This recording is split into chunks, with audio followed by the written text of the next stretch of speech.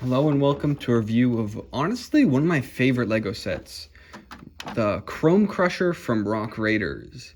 Now, this set actually has a lot of significance for me. I didn't have it as a kid, not really, but I did have all the pieces from a old used lot, and I never put them together because I didn't really know this set existed.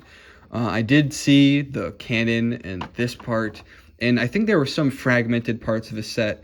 I always thought this was interesting, an interesting piece. I wasn't even sure if it was Lego, to be honest, when I first saw it. But eventually, when I got back into Lego recently, I decided to start trying to put together some old sets, including ones from pieces that I didn't even know. I don't know. I mean, I knew I had pieces from this, but I didn't know I had enough to make practically the whole thing. And with a few trips to Bricklink, I was able to complete the Chrome Crusher. And here it is.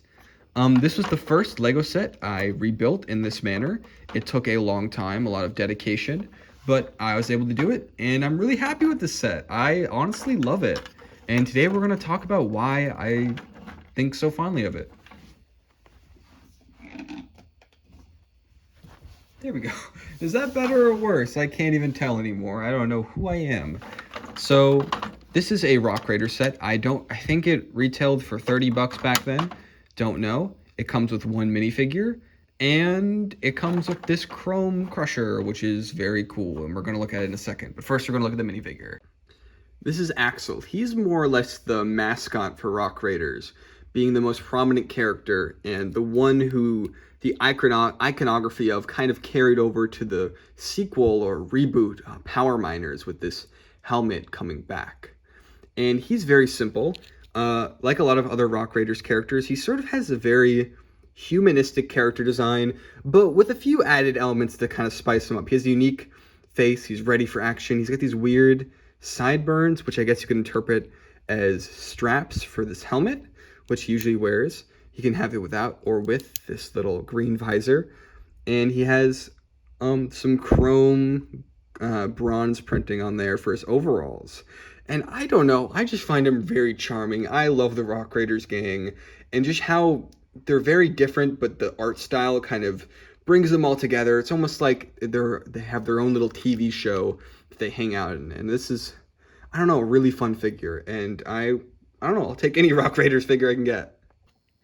Looking at the Chrome Crusher at first glance, a lot of things stick out about it. Some of them good, a lot of them bad. The first one being that this thing is front heavy and it topples over, parts of it break a lot. I don't like this at all. Is it just this old piece? I'm not sure. This seems pretty new to me. I think I have a new version of this piece. I put it on there, I put it on the dish. I don't have the inner dish, but it falls off a lot and it's very annoying. And I just don't like how there's a cockpit, but whenever you try to put something in it, it wobbles up and down in this very annoying way that I really hate. I hate that part of it. Another very noticeable thing about this, that some say is negative, I'll defend it a bit, is that we've got a lot of chunky pieces here. Whether that be this big chrome drill, or this large bottom, this huge bay where everything is built upon, or most of it's built upon here, but then there's also this one that goes on, or this big this big dump trunk bit in the back. There are a lot of big, chunky pieces, and I actually like that. It's cool. It's why I was able to build this set from nothing, because I knew those pieces. Of course, having all these specialized pieces does make it a little bit inaccessible, especially for Lego making this in 1999 when they were struggling, trying to make something that hit. You know, I'm sure making all these big new pieces that didn't have a lot of uses didn't really help. But for this, in my experience personally, it was perfect. Every piece is either large, common, a unique color, or has a unique print to kind of, make it the whole process of putting this thing together from nothing relatively easy. I would say that I think there were 200 pieces, and I don't know, I was able to get a lot out of a little. And of course I was missing a few of the turquoise pieces, as I don't even think I owned all of those before I made this. But once I did, it came together fine, and I like that. Another thing that sticks out about this is the color scheme. Yellow, turquoise, and dark gray. Weird, weird color scheme, but it works. The yellow evokes ideas of construction, the dark gray is like rocks, and then turquoise is that sort of mineral-y color that kind of puts it all together, that really adds that Lego pizzazz, and I like that a lot. Rock Raiders is a very appealing color scheme, and I'm a fan. As you can see, as we turn this thing around, there's a lot of studs, a lot of room for stuff, including this big dump truck in the back where you can put these rocks that I don't know if they were introduced for this, probably not, but I don't remember. I think there's it comes with a green crystal, but I've just gone ahead and put a bunch of my crystals in there. As we will see later, I kind of like using this for a catch-all for a bunch of different stuff. Here's some modern translucent green crystals that I also really like. Put them in there.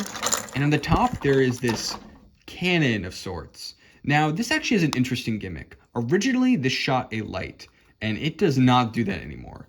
I've tried putting in new batteries, as you can see. This slips. You might need a screwdriver or a brick separator, perhaps. You can maybe even demonstrate that. Let's see if this can work. Come on.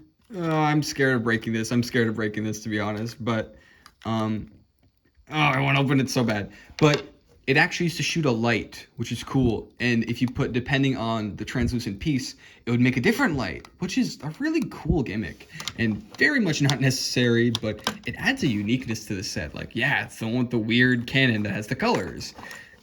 Sort of as Insectoids had the stinger pieces that I didn't really go over in the review I did of the Insectoid set because it was not in that set. But it had a similar thing that also had light and sound. Very, very weird and proprietary, but also cool. I love how they add a print to this very like proprietary piece. But on top of that, there's a unique print, and it just adds to the feel of it because it's also square like the rest of it. It adds to the chunkiness. It adds detail. It's cool. I love this tube. It actually fits on through a Technic pin, and I really like the way it kind of brings it all together. It creates a unique shape. Like you've got like the blocky parts, and then you've got the sleek tube around it that connects to here, and I love that.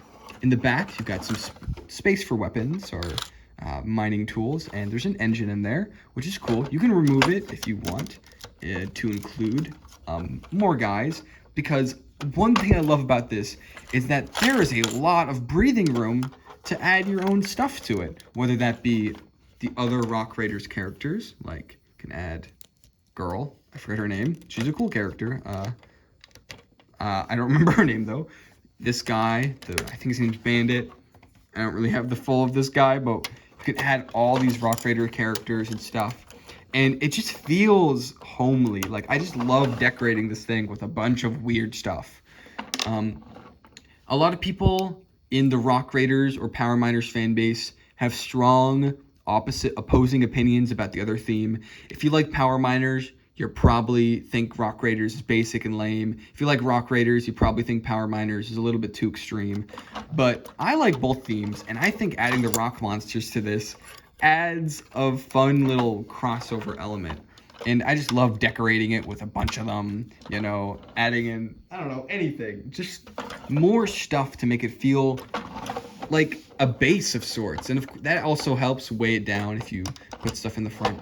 Speaking of which, the set also encourages this by having a separate 2 driver seats, which I thought was really cool because I just like having a bunch of guys in there. Just having, I don't know, I love when vehicles can accommodate a bunch of different needs and a bunch of different separate characters. And this set, I don't know, I've always loved displaying it because it's really good for play, besides of course, the front heavy issue. But that's kind of what the engine is for. And you can put more stuff in the back if you want, including if you put enough stuff in the back, I'm sure eventually it would even out and be a little easier. Like, it's still pretty bad, but it's fine. It works. Trust me, it works. It's fine. Maybe if you put like a small wheel on the bottom, that could help. I don't know, or you could put something, I don't know how you'd fix this. Maybe extending the back so it's more, that might make the problem worse, to be honest. But, I don't know. It's a cool set. I really like it, despite its flaws. Rock Raiders is a theme that's a bit inaccessible, with a lot of the bigger sets being very expensive. But I love this one. I'm really happy to have it. And I don't know, it just makes me happy. It makes me happy. I love looking at this thing. I love the big tires. I love the big weird cannon. It's the set that fills me with joy and wonder. And that's what Legos, at the end of the day, that's what Lego's supposed to do. And that's why it's one of my favorite sets. Thank you for watching. Long live Rock Raiders.